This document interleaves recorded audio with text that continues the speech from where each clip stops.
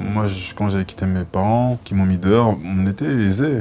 Je me suis retrouvé dans une situation où finalement, je pouvais juste supplier pour retourner à la maison. Je l'ai pas fait parce que j'aimais vraiment juste ce que je faisais. T'es ici à l'occasion d'un court-métrage, pas n'importe lequel, c'est le tien. Ça aborde beaucoup de thématiques. Toi, est-ce que tu as des messages ou des thématiques qui t'ont particulièrement tenu à cœur sur ce cours-là déjà? L'hyperconnectivité, les gens sont réellement connectés, surconnectés même, je sais pas si ça se dit. Mais en même temps, très endormis, comme si petit à petit les gens se laissent aller dans...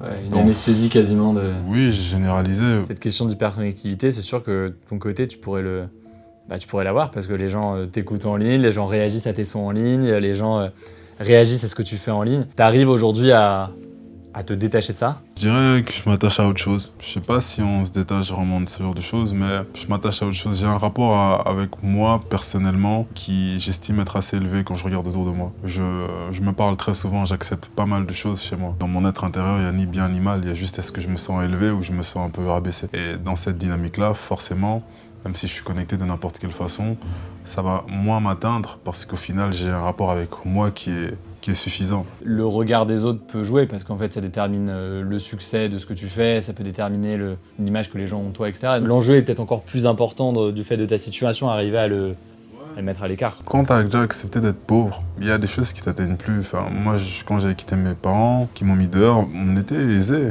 Je me suis retrouvé dans une situation où finalement, je pouvais juste supplier pour retourner à la maison. Je l'ai pas fait parce que j'aimais vraiment juste ce que je faisais. Et affronter cette pauvreté, dormir dehors avec une veste, avec une chemise Ralph Lauren. Et t'es là et finalement on te regarde, enfin oui t'as ta chemise mais t'es dans la merde comme nous. Et t'avais quel âge à ce moment-là? J'avais 21, entre 20 et 21. Et forcément quand t'es dans ça, t'as plus peur, tu croises des gens.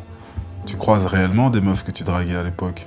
Tu pues, tu sens pas bon, tu vois, et donc t'as la honte qui vient avec, et donc tu l'affrontes. Et tu te retrouves vraiment dans une situation où je me souviens très bien, on avait des fêtes et tout, moi j'allais, mais tu pues quoi, en fait, tu te laves pas, donc t'es pas frais. Et donc quand tu affrontes un peu ce genre de choses, le regard des autres, honnêtement, tu comprends que du jour au lendemain, c'est rien. Tu vois, quand j'ai percé, je suis revenu, ces mêmes personnes sont revenues. Donc le regard que j'ai là-dessus, c'est fais ta vie. Les bas, je les ai vus quoi. Ouais, tu vois très bien le côté superficiel du truc. Ouais, c'est la vraie life, tu vois, c'est la vraie vie. Je dirais aux gens, si vous pouvez vous retrouver dans la merde, ce serait très intéressant parce que c'est une très belle leçon. Vous verrez que le regard des gens finalement, c'est le regard que vous portez sur vous-même.